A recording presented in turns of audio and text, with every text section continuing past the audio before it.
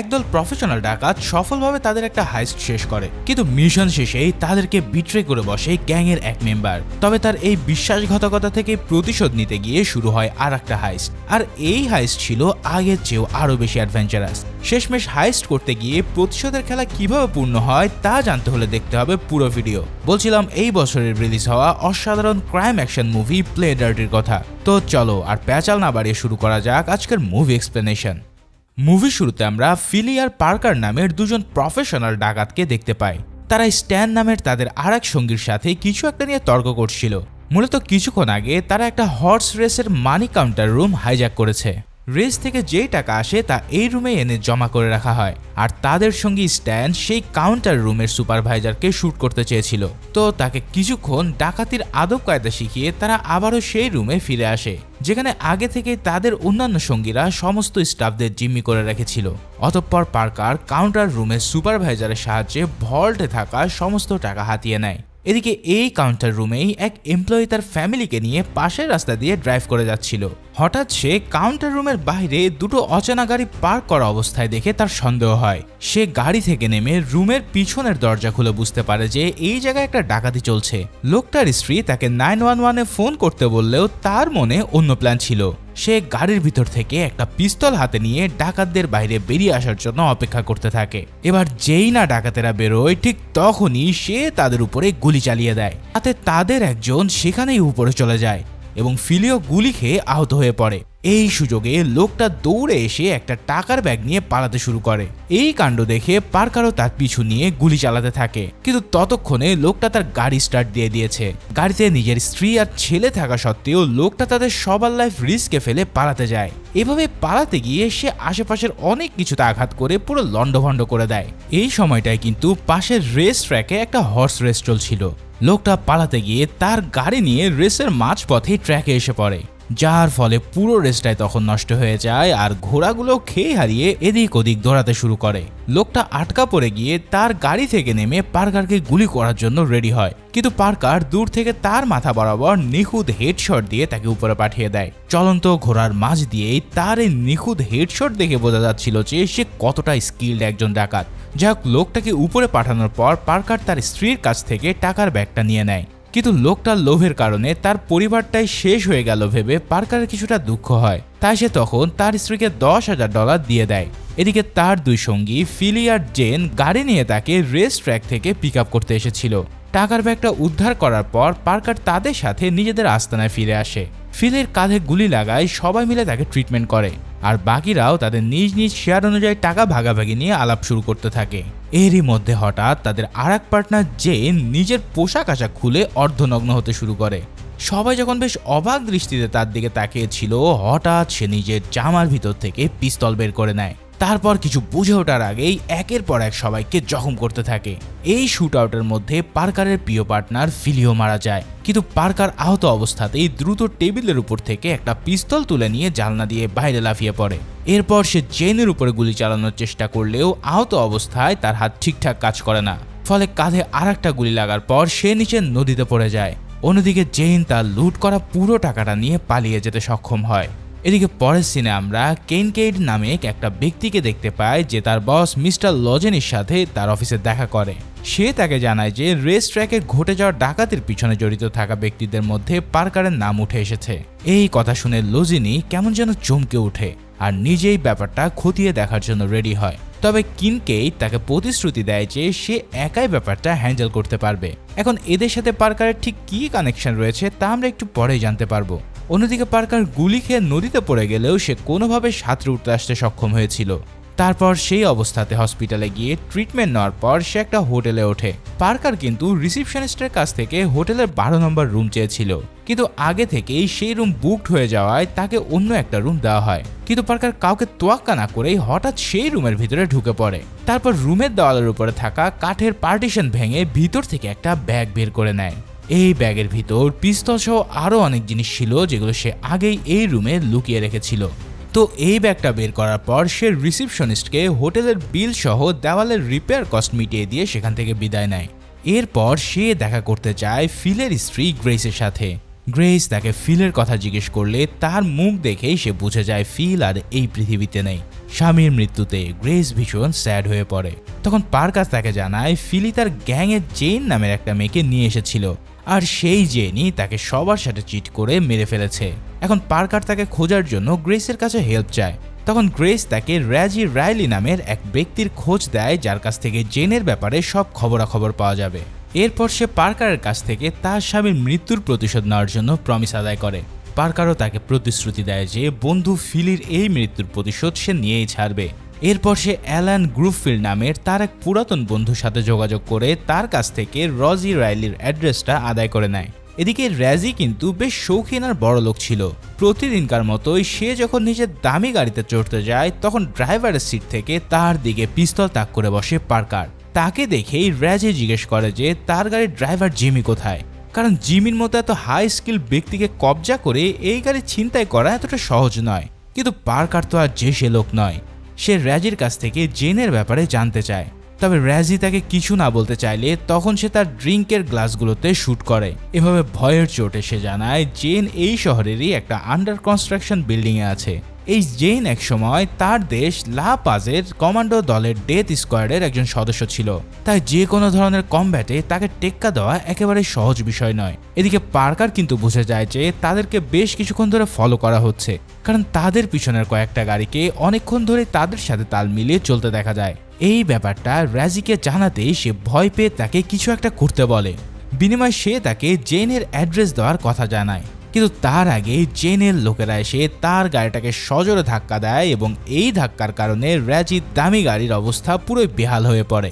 র্যাজি আর Parker দুজনকে দেখে মনে হচ্ছিল যে এই অ্যাক্সিডেন্টে তারা উপরে চলে গেছে, কিন্তু অ্যাটাকারদের একজন সামনে আসতে পার্কার তাকে গুলি করে উপরে পাঠিয়ে দেয়। এদিকে বাকিরা তখন গাড়ির দিকে লক্ষ্য করে অনবরত গুলি চালাতে থাকে এবং তাতে বেচারা রাজির পুরো ভবলীলা সাঙ্গ হয়ে পড়ে। কিন্তু পার্কার খুবই চতুরতার সাথে কাভার নিয়ে একে একে অ্যাটাকারদেরকে শেষ করে দেয়। এরপর সে গাড়ির ভিতরে রাখা ড্রাইভার জিমিকেও মুক্ত করে।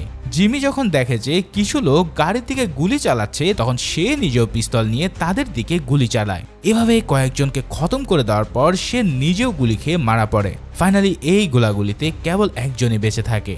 পার্কার তাকে আহত অবস্থায় তুলে নিয়ে একটা গাড়িতে এনে বসায়। এরপর সেই গাড়ির মালিকের কাছ থেকে চাবি নিয়ে এসে ঘটনাস্থল থেকে দ্রুত সরে পড়ে।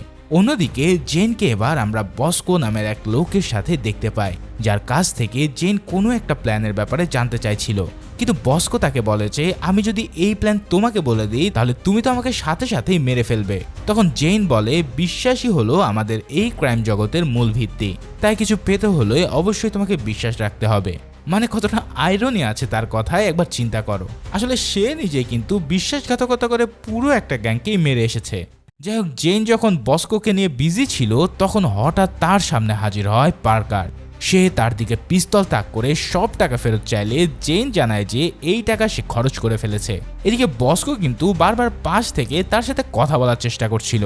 এখন কথা বলার ভান করে হঠাৎ সে কোটের পকেট থেকে পিস্তল বার করতে যায়, আর এটা দেখে পার্কার তাকে গুলি করে খতম করে। এখন এই কাণ্ড দেখে তো জেন পুরো পাগল হয়ে পড়ে, কেননা এই বস্কোকে তার জীবিত দরকার ছিল।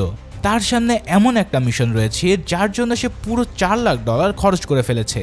অর্থাৎ পার্কারকে ধোকা দিয়ে যেই টাকা সে নিয়ে এসেছিল তা সে এই মিশনে খরচ করেছে।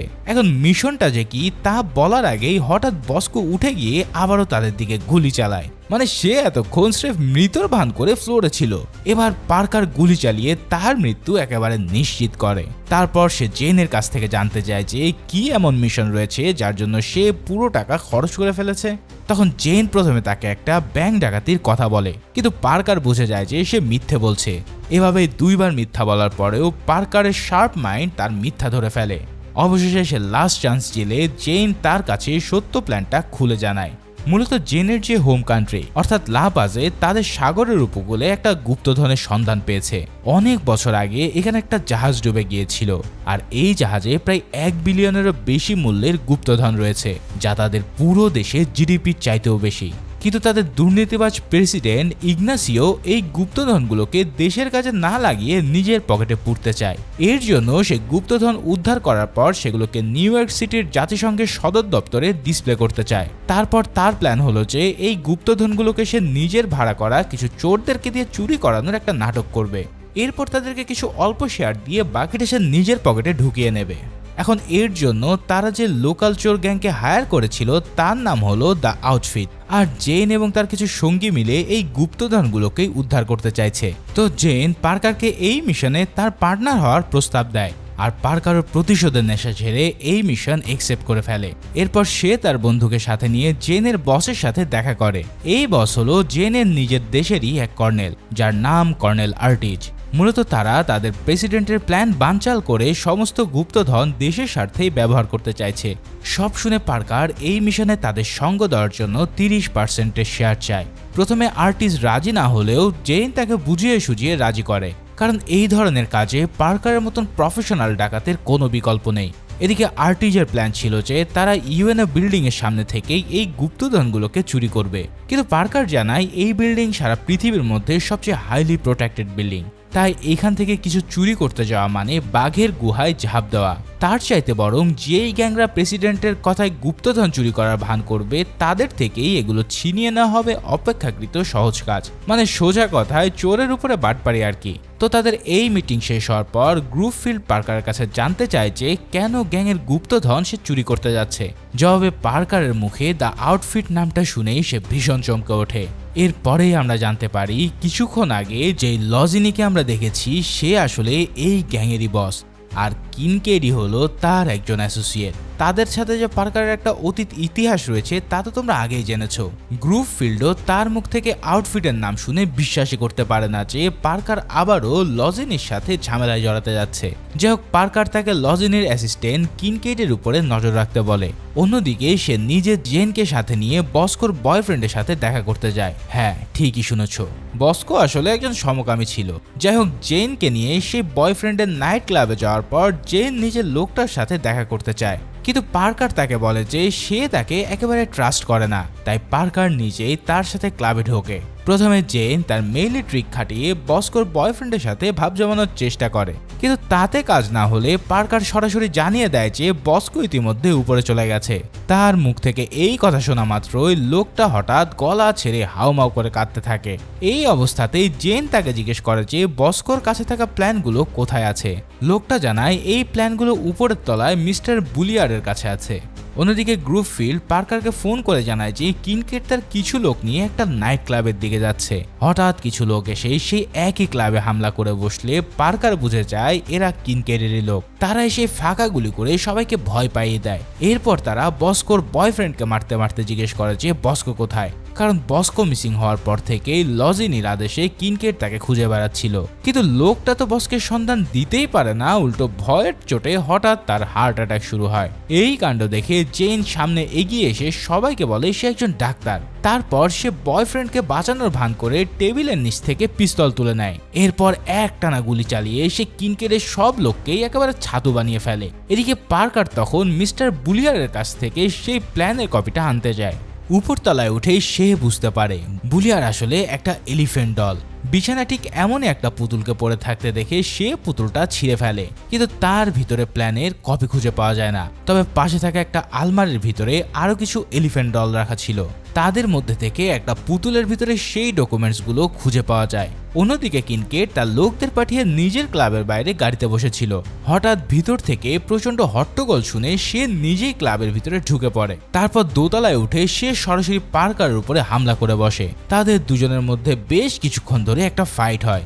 শেষমেশ পার্কার তাকে সহজেই কাবু করে দোতলার জানলা থেকে নিচে ফেলে দেয়। যদিও একটা গাড়ির উপরে পড়ায় কিনকেড প্রাণে বেঁচে যায়, কিন্তু তবুও তার শরীরের বেশ কিছু হাড়গোড় ভাঙা পড়ে। তো প্ল্যানের ফাইলগুলো পেয়ে পার্কার তখন দুজনকে নিয়ে সেই ক্লাব থেকে সটকে যায়। অন্যদিকে কিনকেডকে হসপিটালে নিয়ে যাওয়া হলে লজিনি তার সাথে দেখা করতে আসে। তার মুখ থেকে সব শুনে সে বলে যে পার্কারকে তার নিজেরই হ্যান্ডেল করা উচিত ছিল। এদিকে পার্কার তার আগের পার্টনার অ্যাড, ব্র্যান্ডা এবং স্টানকে এই মিশনে ডেকে নেয়।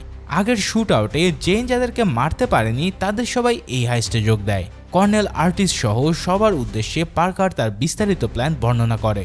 দ্য আউটফিট গ্যাং ইউএনএ বিল্ডিং থেকে কিভাবে ট্রেজারি চুরি করবে তার ব্যাপারে তাদের বিস্তর আইডিয়া নেই, কিন্তু তারা তাদের কাজ করুক এই ব্যাপারে পার্কারেরও কোনো মাথা ব্যথা নেই। তবে এই গুপ্তধন চুরি করার পর আউটফিট টিম যখন সেগুলো অন্যত্র নিয়ে যাবে তখনই তাদের আসল কাজ শুরু হবে। গুপ্তধনগুলোকে অনেকগুলো ব্যাগের মধ্যে একটা ট্রেনে সরিয়ে নেওয়ার প্ল্যান ছিল আউটফিট গ্যাংয়ের।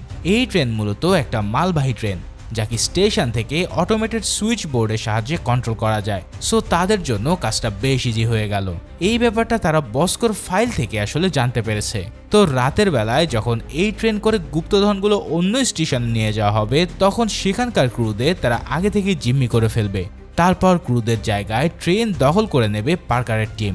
এরপর তারা ট্রেনের স্পিড বাড়িয়ে ঘন্টায় 110 কিলোমিটারেরও বেশি গতি দেবে, যার কারণে এই ট্রেন এত গতি ধরে রাখতে না পেরে লাইন থেকে সরে গিয়ে ক্র্যাশ করবে। আর এই সুযোগেই সমস্ত গুপ্তধন হাতিয়ে নেবে পার্কার আর তার দল। তো এই প্ল্যান সেট করে পার্কার আবারও তার প্রিয় হোটেলে যায়, কিন্তু এইবার লাকিলি তার জন্য 12 নাম্বার রুমটা আগে থেকে খালি ছিল। তাই ম্যানেজার তাকে চিনতে পেরে সাথে সাথে রুমের চাবিটা দেয়। কিন্তু রুমে ঢোকার পরেই সে জেনকে তার রুমে দেখতে পায়। জেন আগে থেকেই খুব শর্ট একটা ড্রেস পরে তার জন্য ড্রিঙ্কস হাতে দাঁড়িয়েছিল। সে তাকে সেই জাহাজের স্টোরিটা শোনানোর নাম করে অনেকটা সিডিউস করার চেষ্টা করে, কিন্তু হঠাৎ সেখানে জেনের বডিগার্ড মাতেও চলে আসে, যে কিনা আগে থেকেই তার উপরে ক্রাশ ছিল। এখন রুমে ঢোকা মাত্রই সে পার্কারকে এক ঘুষিতে অজ্ঞান করে দেয়। তারপর তারা তাকে একটা নির্জন জায়গায় নিয়ে টর্চার করতে থাকে। এরপর মাতেও জানায় যে সে তাকে আউটফিট গ্যাংয়ের হাতে তুলে দিতে চলেছে। তখন পার্কার বলে, যদি তোমরা আমাকে তাদের হাতে তুলে দাও তাহলে তোমাদেরকেও তারা রেহাই দেবে না, কারণ তারা জানে যে এই হাইস্টে আমরা সবাই একসাথে পার্টনার হিসেবে আছি। তখন মাতেও বলে, আমরা তো তোকে এখানেই ফেলে যাব। এই কথা বলে তারা সেখান থেকে রওনা দিতে যায়। মূলত তাদের প্ল্যান ছিল যে তারা পার্কারকে রেখে আউটফিট টিম চলে আসার আগেই পালিয়ে যাবে। কিন্তু হঠাৎ দূর থেকে গাড়ির শব্দ এলে মাতেও তার সঙ্গীদেরকে ব্যাপারটা চেক করার জন্য পাঠায়। তখন পার্কার তাকে বলে যে এই লোকগুলো কিন্তু ভীষণ খতরনাক, তাই যদি মাতেও তাকে মুক্ত করে দেয় তাহলে তারা দুজনে মিলে তাদেরকে হ্যান্ডেল করতে পারবে। এখন দূর থেকে তার সঙ্গীর আর্তনাদ শোনা গেলে মাতেও পার্কারের কথায় কনভিন্স হয় আর তাকে মুক্ত করে দেয়। এরপর হঠাৎ তাদের সামনে এসে জেন হাজির হয়। সে মাতেওকে বলে, তুই কি ভেবেছিলি আমি তোর গার্লফ্রেন্ড? মানে তার এই বোকামির জন্য আরেকটু হলেই পুরো প্ল্যানটাই মাঠে মারা যাচ্ছিল। কিন্তু জেইন তার ফোনে ট্র্যাক করে তাদের লোকেশন খুঁজে বের করতে সক্ষম হয়। এবার হঠাৎ পিছন থেকে এক লোক এসে তাদের উপরে আক্রমণ করে বসে, কিন্তু কারো কোনো ক্ষতি হওয়ার আগে পার্কার তাকে মেরে উপরে পাঠিয়ে দেয়। তখন মাতেও তাকে বলে, আরে তুমি তো আমার জীবন বাঁচিয়ে দিয়েছো। এই কথা বলেই সে তাকে হাক করতে গেলে পার্কার তাকে চেপে ধরে নিজেকে আড়াল করে নেয়, কেননা দূর থেকে আরো একজন তার দিকে গুলি চালানোর জন্য রেডি হচ্ছিল। কিন্তু সামনে মাতেও থাকায় সবগুলো গুলি এসে লাগে তার গায়ে, আর বেচারা সেখানেই পরপারে চলে যায়। তারপর জেইন তার পিস্তল দিয়ে সেই লোকটাকেও উপরে পাঠিয়ে দেয়। এদিকে হঠাৎ তাদের একজনের ফোন বেজে উঠলে পার্কার সেই কলটা রিসিভ করে। ওপাশ থেকে লজিনি তার গলা শুনে তাকে চিনে ফেলে। এরপরে আমরা জানতে পারি কেন লজিনি আর পার্কারের মধ্যে আগেই একটা গ্যাঞ্জাম লেগে আছে। আসলে পার্কার লজিনির বসকে মেরে তার উপকারী করেছিল, তার জন্যই লজিনি এই আউটফিট গ্যাংয়ের বস হতে পেরেছে। কিন্তু বস হওয়ার পর সে পার্কারকে তার নিজের জন্য একটা থ্রেট ভাবতে থাকে। তাই তাদের দুজনের মধ্যে একটা ডিল হয়, যেখানে শর্ত ছিল পার্কার আর লজিনি একে অপরের কোনো কাজে বাধা দেবে না। কিন্তু এবার পার্কার সরাসরি তার পাকা ধানে মই দিতে যাচ্ছে। তাই লজিনি তাকে হুমকি দেয় যে কাল সকালের মধ্যে তার লাশ রাস্তায় পড়ে থাকবে। এছাড়াও সে জানায় তাদের প্ল্যান সে আগে থেকেই জানতো, তাই হাইস্ট একদিন এগিয়ে আজকেই তারা ইউএন অফিস থেকে গুপ্তধন সরিয়ে ফেলবে। এই কথা শুনে পার্কারের মাথায় যেন আকাশ ভেঙে পড়ে। সে দ্রুত গ্রুপ ফিল্ডকে ফোন করে সবাইকে নিয়ে হাইস্টের জন্য রেডি হতে বলে। এদিকে তারা সবাই কিন্তু ততক্ষণ মাতাল অবস্থায় পড়েছিল, কারণ তারা তো জানতো যে হাইস্ট হবে আগামীকাল রাতে। কিন্তু পার্কারের ফোন পেয়ে সবাই কাজ হারা দিয়ে ওঠে হাইস্টের জন্য। এরপর অ্যাড আর ব্র্যান্ডা তাদের প্ল্যান মোতাবেক ট্রেন স্টেশনের দিকে রওনা দেয়, আর গ্রুপ ফিল্ড এক লোককে ঘুষি মেরে তার বাইক নিয়ে রওনা দেয়। অন্যদিকে স্টানো ড্রাঙ্ক অবস্থাতে একটা ট্রাক চুরি করে হাইস্টের জন্য। অ্যাড আর ব্র্যান্ডা স্টেশনে পৌঁছে ট্রেন অপারেটরদেরকে জানায় যে গ্লাসকক নামের এক ব্যক্তি তাদেরকে হাইজ্যাক করতে চলেছে। আসলে এটাই ছিল তাদের প্ল্যান, কারণ গ্লাসকক তাদের টিমেরই অংশ ছিল। তো তাদের এই কথা শুনে গ্লাসকক বাকিদের পিস্তল তাক করে তাদেরকে জিম্মি করার ভান করে। তখন একজন অপারেটর অ্যাডার ব্র্যান্ডার দরজা খুলে দিলে তারা ভিতরে ঢুকে গ্লাসকককে মেরে অজ্ঞান করে দেয়। এদিকে বিপদ থেকে উদ্ধার পেয়ে গেছে ভেবে সবাই যখন হাততালি দিতে যায় ঠিক তখনই তারা তাদেরকে জিম্মি করে নেয়। তখন সবাই বুঝতে পারে যে তাদের সাথে আসলে গেম খেলা হয়েছে। অন্যদিকে পার্কার কিন্তু ততক্ষণ জেনকে নিয়ে স্টেশনের দিকে রওনা দিয়েছিল। প্ল্যান মোতাবেক অ্যাডার ব্র্যান্ডাও কন্ট্রোল বোর্ডের মাধ্যমে ট্রেনের স্পিড বাড়তে থাকে। ট্রেনের ভিতরে থাকা আউটফিট গ্যাংয়ের মেম্বাররা বুঝতেই পারছিল না যে তাদের সাথে আসলে হচ্ছেটা কি। অন্যদিকে গ্রুপফিল্ডও তার বাইক নিয়ে স্টেশনের কাছে এসে পড়ে। তার বাইক বরফে পিছলে গেলেও সে বাইক থেকে নেমে রেল লাইনের দিকে দৌড়ে যায়। পার্কারের কথা মতো সে কয়েকবার চেষ্টা করার পর ট্রিপ সুইচ ভাঙতে সক্ষম হয়। এই সুইচে কিন্তু ট্রেনের জন্য ঠিকঠাক ট্র্যাক সেট করার কাজ করে থাকে। তবে সুইচ ভাঙলেও ট্রেনের স্পিড যথেষ্ট না বাড়ায় সেটা লাইন থেকে সরে যায়নি। পার্কার আর জেইন ইতিমধ্যে টার্নে এসে দাঁড়িয়েছিল যেখানে এই ট্রেনটা ক্র্যাশ হওয়ার কথা, কিন্তু ট্রেন তাদেরকে পাস করে গেলে তারা বুঝতে পারে যে তাদের প্ল্যান ফেল হতে চলেছে। তবে তাদের সামনে তখনও আরও একটা সুযোগ ছিল পরবর্তী টার্নে ট্রেনটাকে লাইন থেকে সরানো। এবার গ্রুপফিল্ড সেই টার্নের ট্রিপ সুইচটাকেও ভেঙে দেওয়ার জন্য সেদিকে রওনা হয়, কিন্তু স্ট্যান হঠাৎ তার ট্রাক নিয়ে এসে তাকে ধাক্কা দেওয়ার কারণে সে তাকে দেখতে পায়নি। গ্রুপফিল্ড মাটিতে পড়ে তাকে দেখার জন্য ট্র্যাক রিভার্স করতে গিয়ে ঘটে আরেক বিপত্তি।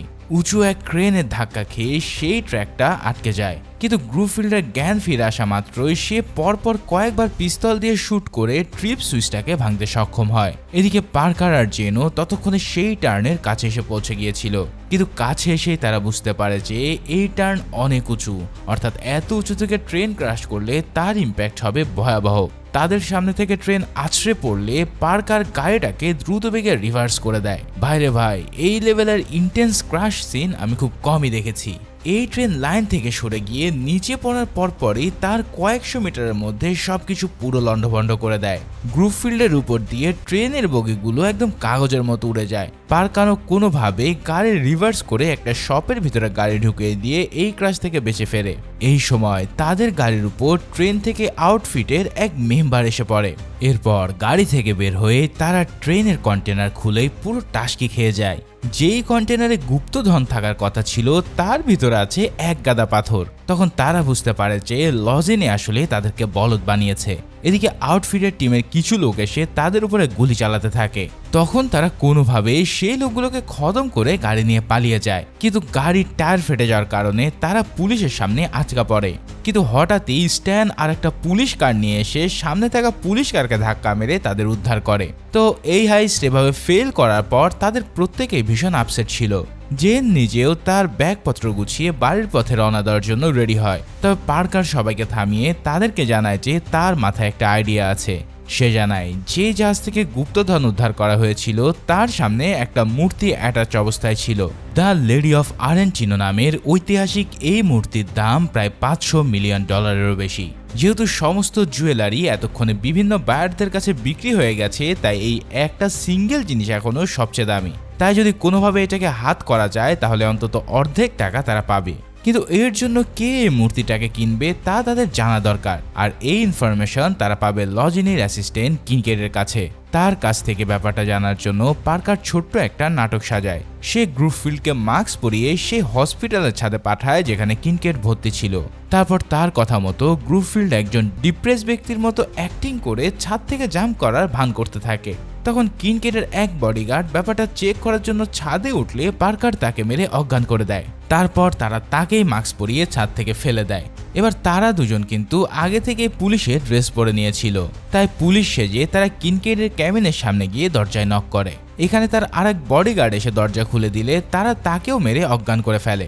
এবার কিনকেট তাদেরকে দেখে ভীষণ প্যানিকড হয়ে পড়ে, কারণ পার্কার তাকে ছাদ থেকে ফেলে দিয়েছিল। কিন্তু যখন সে জানতে পারে যে তার এক বডিগার্ডকেও সে ছাদ থেকে ফেলে দিয়েছে তখন সে ভয়ের চোটে অজ্ঞান হয়ে যায়। এবার বাধ্য হয়ে পার্কার তার গার্লফ্রেন্ডকেই বায়ারের নাম জিজ্ঞেস করে। আর অবাক করা ব্যাপার হলো যে কিনকেটের গার্লফ্রেন্ড তার নামটা জানতো। সে জানায় ফিনিয়াস পল নামের এক বিলিয়নিয়ার মূর্তিটাকে কিনতে চলেছে। তো এবার পার্কার একটা রেস্টুরেন্টে হাজির হয় যেখানে এই ফিনিয়াস পল তার এক বন্ধুর সাথে ডিনার করছিল। পার্কার তার কাছে মূর্তির ব্যাপারে জানতে চাইলে সে তাকে হুমকি দিয়ে বলে, তুমি কার সাথে কথা বলছো জানো? তারপর সে দ্রুত তাকে তার সামনে থেকে সরে যেতে বলে, কিন্তু পার্কার তার তোয়াক্কা না করে তার বন্ধুকেই সবার সামনে শুট করে দেয়। এই কাণ্ড দেখে তো ভয়ে ফিনিয়াসের প্যান্ট ভিজে যাওয়ার মতো অবস্থা। পার্কার থেকে জিম্মি করে একটা ভ্যানে তুলে নেয়, যেখানে আগে থেকেই তার পুরো গ্যাং তার জন্য অপেক্ষা করছিল। এবার ফিনিয়াস তাদেরকে জানায় যে মূর্তিটা শহরের গ্রিনব্রুক এরিয়ার একটা সিক্রেট ভল্টের মধ্যে রাখা আছে।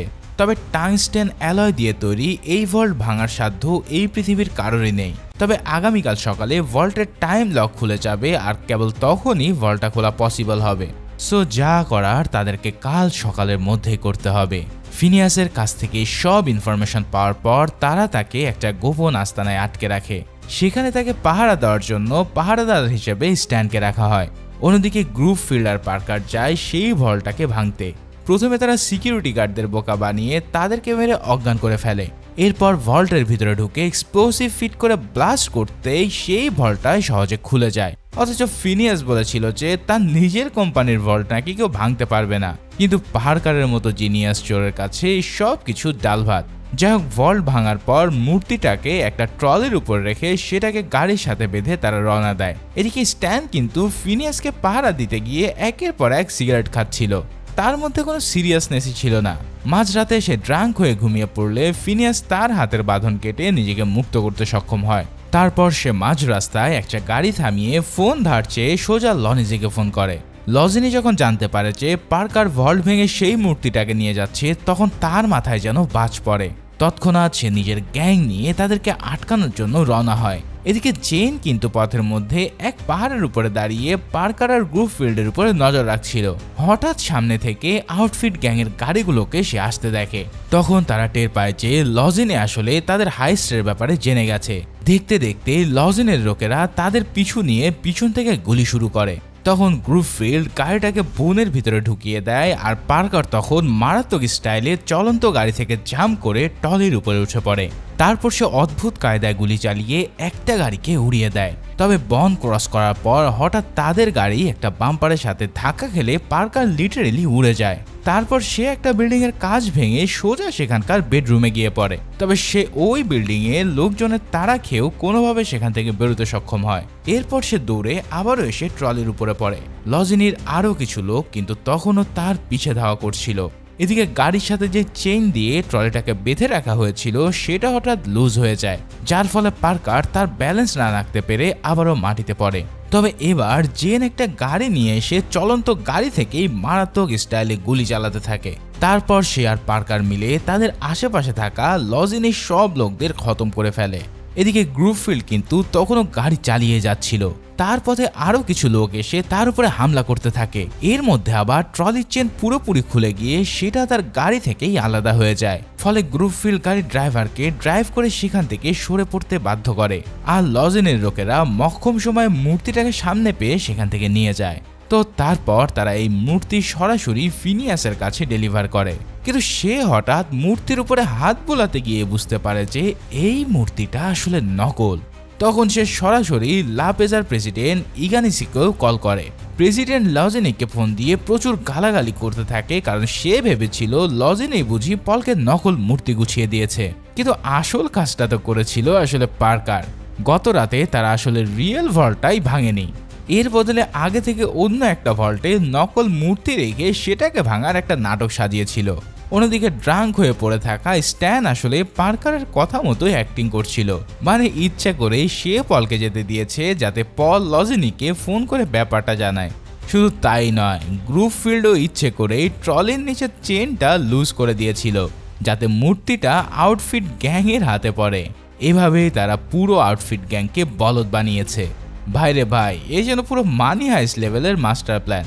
যাই হোক, এবার তারা সত্যিকার ভল্টটাকেই এক্সপ্লোসিভ দিয়ে উড়িয়ে দেয়। তারপর ভল্টের দেওয়াল ধসে যেতেই ভিতরে দেখা যায় আসল সেই ঐতিহাসিক মূর্তি। এরপর তারা একসাথে মিলে মূর্তিটাকে সরানোর ব্যবস্থা করতে থাকে, কিন্তু তার আগে সেখানে এসে হাজির হয় লজেনি এবং তার গ্যাং। তারা প্রথমে বাইরে পাহারায় থাকা স্ট্যানকে মেরে জিম্মি করে নেয়। তারপর লজেনি সরাসরি পার্কারের মুখোমুখি হয়ে তাকে অস্ত্র ফেলে দিতে বাধ্য করে। সে কিন্তু পার্কারের পুরো প্ল্যানটা বেশ ভালোভাবে বুঝে গিয়েছিল। মূলত পার্কার আসলে ভল্টগুলোকে রিপেইন্ট করে দিয়েছিল, আর এর ফলে 1 নম্বর ভল্ট হয়ে যায় 3 নম্বর ভল্ট। আর পার্কার ঠিক সেই ভলটাকে উড়িয়েছিল যেমনটা এর আগে তোমরা জেনেছো। লজিনি তাকে বলে যে এত কিছু করে তোমার লাভ হলো কি, শেষমেশ প্ল্যান তো আর কাজ করলো না। তখন পার্কার মুচকি হেসে বলে সে জানতো যে আউটফিট গ্যাংয়ের আর্থিক অবস্থা খুবই খারাপের দিকে, আর এই মূর্তিটা বেচে যে লাভ হতো তার বড় অংশ পাবে এই আউটফিট। কিন্তু পার্কার তো আর সেটা হতে দেবে না। সে লজিনিকে মূর্তির দিকে ভালোভাবে তাকাতে বলে। তখন লজিনি দেখতে পায় মূর্তির সারা শরীরে পেঁচানো আছে ট্র্যাপ ওয়্যার, আর পার্কারের হাতে আছে একটা রিমোট কন্ট্রোল, অর্থাৎ এটা চাপ দিলেই এই মূর্তিটা ধ্বংস হয়ে যাবে। তখন খাদের কিনারায় পড়ে লজিনি তার সাথে ডিল করার চেষ্টা করে। এরই মধ্যে আবার বাইরে থেকে গোলাগুলির শব্দ শোনা গেলে সে বলে হয়তো আমার লোকেরা তোমার ক্রুদের উপরে পাঠিয়ে দিয়েছে। কিন্তু পার্কার হেসে জানায় যে লজিনের গ্যাংই বরং প্রেসিডেন্টের গার্ডদের হাতে মরতে চলেছে, কারণ এখানে আসার আগে সে প্রেসিডেন্টকে ইনফরমেশন পাঠিয়েছিল। এখন এখানে সে ব্যাপারটাকে এমনভাবে রিপ্রেজেন্ট করেছে যেন লজিনি তাকে ধোকা দিয়ে মূর্তি হাতিয়ে নিতে যাচ্ছে। আর এই কারণে প্রেসিডেন্টের গার্ডরা পুরো আউটফিট টিমকে খতম করে দিতে থাকে। তবে তার আগে কিন্তু স্ট্যান জেন আর গ্রুপফিল্ডের সাহায্যে তার হাত থেকে পালিয়ে যায়। সো দুদিক থেকে প্যাচে পড়ে যাওয়া লজিনি এবার আর কোনো উপায় না পেয়ে পার্কারের সাথে ডিল করার চেষ্টা করে, কিন্তু পার্কার তার কথায় পাত্তা না দিয়ে রিমোটের বাটন চিপে দেয়। ফলে সাথে সাথে বিস্ফোরণে চারিদিকে ছিন্ন ভিন্ন হয়ে পড়ে $500 মিলিয়ন আসল মূর্তি। এই দৃশ্য দেখে লজিনির বডিগার্ড তাকে আক্রমণ করতে গেলে পার্কার সহজেই তাদেরকে উপরে পাঠিয়ে দেয়। আর লজিনিকে সে বলে তুমি বলেছিলে না একটা পুরো মাফিয়া অর্গানাইজেশনকে খতম করা যায় না, কিন্তু এই দেখো আমি কিভাবে অসম্ভবকে সম্ভব করলাম। তারপর সে লজিনিকেও খতম করে দিয়ে অনেক দিনের পুরাতন হিসাব চুকিয়ে নেয়। সর্বশেষ প্রেসিডেন্টের গার্ড আসার আগেই তারা একসাথে সেখান থেকে পালিয়ে যায়। এবার এই মিশন থেকে কোনো আর্থিক লাভ না হলেও পার্কার কিন্তু মূর্তির গা থেকে দামি জুয়েলারিগুলো আগেই খুলে নিয়েছিল, আর সেগুলোর মূল্য কিন্তু প্রায় $2 থেকে $3 মিলিয়ন, যা সে নিজের সঙ্গীদের মধ্যে ভাগাভাগি করে দেয়। তারপর সে কিছুটা রিল্যাক্সড হওয়ার জন্য নিজের হোটেলের প্রিয় রুম 12 নম্বরে চলে যায়, আর যেখানে আগে থেকেই বসা ছিল জেন। টিভি স্ক্রিনে তারা দেখতে পায় যে সমস্ত গোপন ইনফরমেশন অনুসারে লা প্রেজের প্রেসিডেন্টের সব কুকীর্তি ফাঁস হয়ে গেছে, আর সমস্ত গুপ্তধন উদ্ধার করে দেশে ফেরানোর ব্যবস্থা করা হচ্ছে। পাশাপাশি দুর্নীতিবাজ প্রেসিডেন্টকে সরিয়ে দেশের নতুন প্রেসিডেন্ট হয় দেশপ্রেমিক কর্নেল আর্টিস। তো জেন বুঝতে পারে যে এই সব কিছু পার্কারের কারণে সম্ভব হয়েছে। তারপর সে পার্কারকে তার সাথে লা পেজে থাকার ইনভাইটেশন দেয়, কিন্তু পার্কার তাকে বলে যে রেস ট্র্যাকের ওই ঘটনা কিন্তু সে এখনো ভুলে যায়নি। সেদিন জেন তার সবচেয়ে প্রিয় বন্ধু ফিলিকে খুন করেছিল। তো তার কথা শুনেই জেন বুঝতে পারে যত সে তাকে প্রেমের ফাঁদে ফেলার চেষ্টা করুক না কেন পার্কারের হাত থেকে তার রেহাই নেই। আর পার্কারও তাকে শেষ ড্রিঙ্কটা সেরে নিতে বলে। তারপর সে যখন রুম থেকে বেরিয়ে আসে তখন একটা গান শটের শব্দ শোনা যায়। তার মানে যে কি ঘটেছে তা তো তোমরা বুঝতেই পারছো। ফাইনালি পার্কার জেনকে খতম করে দিয়ে ফিলের স্ত্রী গ্রেসকে দেওয়া প্রমিসও রক্ষা করে। তারপর সে তাকে ওই মূর্তির গা থেকে খুলে নেওয়া কিছু জুয়েলারি উপহার দেয়। তো এভাবেই সব কিছুই ভালো শেষ হওয়ার পর পার্কার গ্রুপফিল্ডের সাথে নিউ ইয়ার সেলিব্রেট করতে থাকে। আর ফাইনালি এই অসাধারণ মুভিটাও এখানেই শেষ হয়।